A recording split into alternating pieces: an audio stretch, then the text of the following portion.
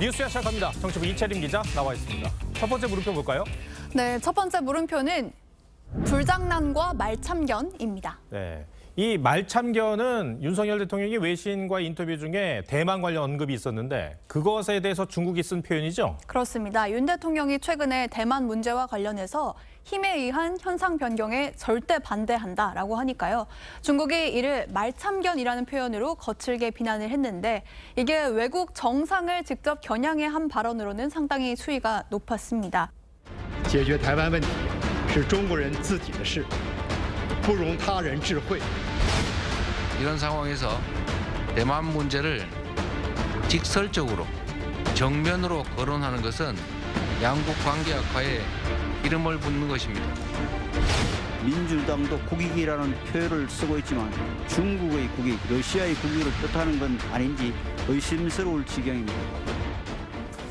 이 기자 말대로 외교 대립이 정치 공방으로 옮겨 붙었는데 불장난이란 말도 중국이 쓴 표현이죠. 그렇습니다. 이 친강 중국 외교부장이요. 대만 문제로 불장난을 하면 불타 죽을 것이다. 이렇게 얘기를 했는데 여기에서 윤석열 정부를 직접적으로 지칭하진 않았습니다. 사실 이 불장난이란 표현은요. 2년 전에도 중국 정부가 한국을 향해서 비판을 하면서 쓴 적이 있었던 표현입니다. 대만 해역의 어떤 평화와 안정이 대단히 중요하다는 데는 인식을 함께 했습니다. 不容任何外部势力干涉。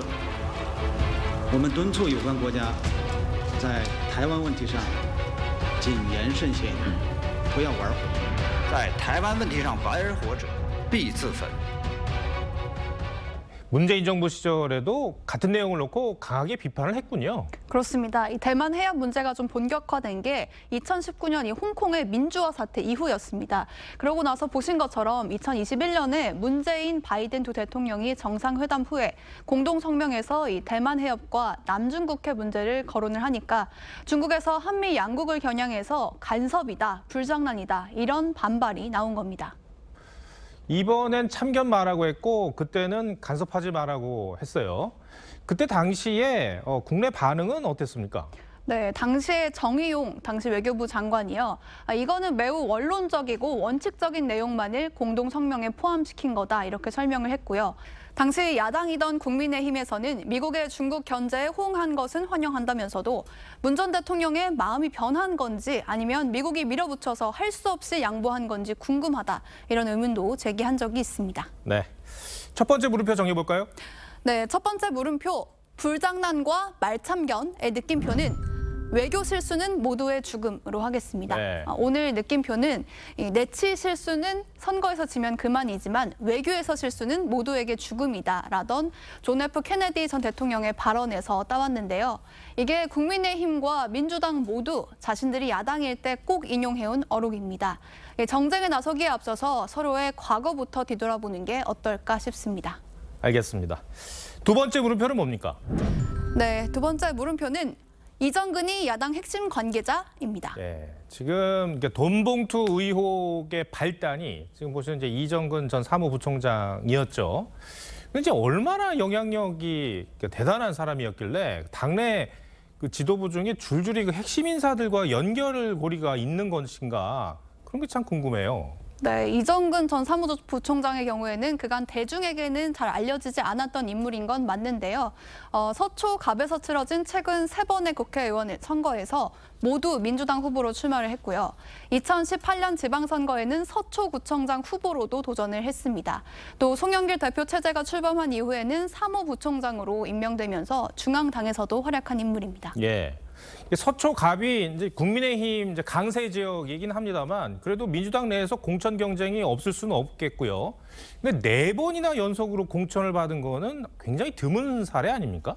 그렇습니다. 그래서 당내에서도 이런저런 말이 나왔었다고 하는데 특히 이게 2018년 지방선거 이후에 많은 말이 나왔었다고 네. 합니다. 당시 민주당이 선거에서 압승을 하면서 강남구와 송파구까지 서울의 거의 모든 구청장을 석권했는데 서초구만 예외였습니다. 물론 서초구의 지역적 특성도 있겠지만요.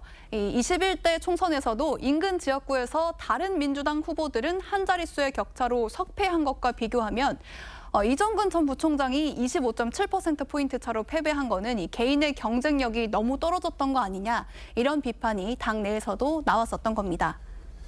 이렇게 당내에서 역량이 출중했다면 모르겠습니다만 그게 아니라면 이 연속적으로 공천을 어떻게 받았을 수 있을까? 참 그게 가능할까요? 네, 그래서 이런 과정에서 이정근 전 부총장이 문재인 전 대통령이라든지 아니면 송영길 전 대표와 같은 당내 유력 인사들과의 인연을 내세운 전략이 적중했다, 이런 분석도 나옵니다. 2017년 대선 직전에 이 전 부총장이 만든 정책 포럼에 당시의 유력 대선 주자였던 문재인 전 대통령이 축사를 보냈고요. 이런 인연들을 선거 공보물에서도 강조를 했습니다. 2020년에는 이낙연 전 총리가, 그리고 지난해에는 송영길 전 대표가 후원회장을 맡아서 이 전 부총장을 지원하기도 했습니다.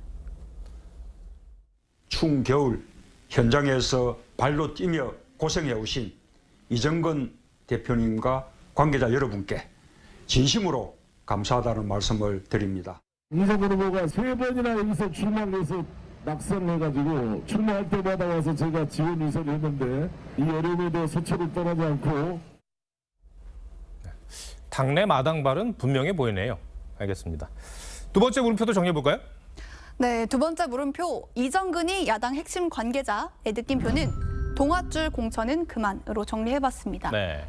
지역에서의 경쟁력이라든지 아니면 본인의 도덕적, 능력적 강점, 이런 것 말고 당내 유력 인사들과의 관계를 앞세워서 공천을 받으려 하는 행태, 비단 여야 한쪽만의 일은 아닐 겁니다. 이 총선을 1년 앞두고 동아줄부터 찾는 이들이 여의도 안팎으로 모여들고 있다는데 이번 사례를 반면교사 삼았으면 합니다. 네, 이채림 기자 잘 들었습니다.